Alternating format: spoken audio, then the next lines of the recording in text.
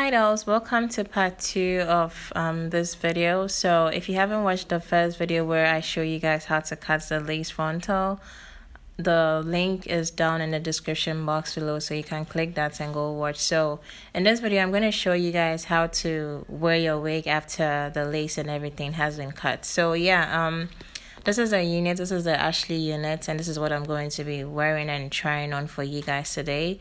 So I did previously wear the wig, and I thought it was filming, but it wasn't, so I had to redo it again. And one thing I would say is, if you're gonna wear your frontal, make sure you're probably doing it without makeup first, because as you guys can see, the makeup on my forehead was like gone, it had disappeared. So because of how you wear a frontal, so it's best to do it before you do your makeup. And also if your skin is darker, maybe use a face powder that is like your same skin tone. Don't use what you actually use for your makeup. So yeah, what I did was to apply the GOT2B.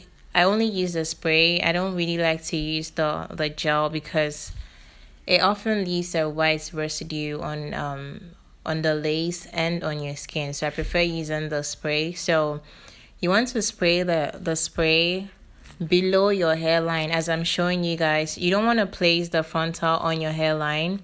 So when you're putting the spray or any adhesive, you want to put the spray or adhesive below your hairline, so you're not damaging any of your hair.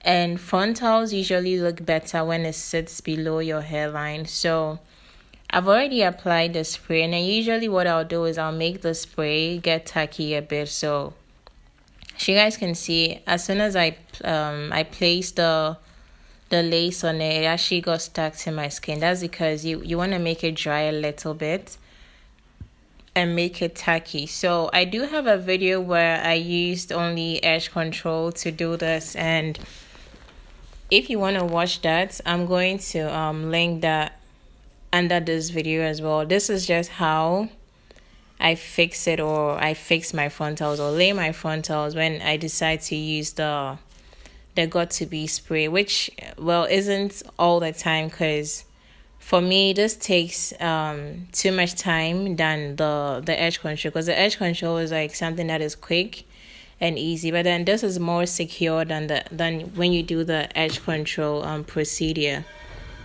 And one good thing about this is it sticks it to your skin. So as you guys can see, I'm actually pulling onto the hair, but it's not lift, except for that side at the ear, which I'm going to correct later. So once you've done that, if you have any clips or combs, you want to adjust all of that. And basically that's all I do.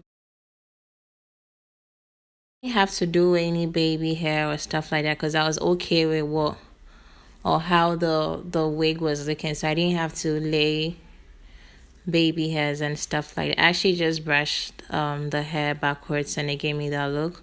Also, one thing I realized is sometimes after you've worn your frontal, it folds, and then you can tell it's folded. So you just want to hold on to the front of the wig and then pull the back of the wig like I did.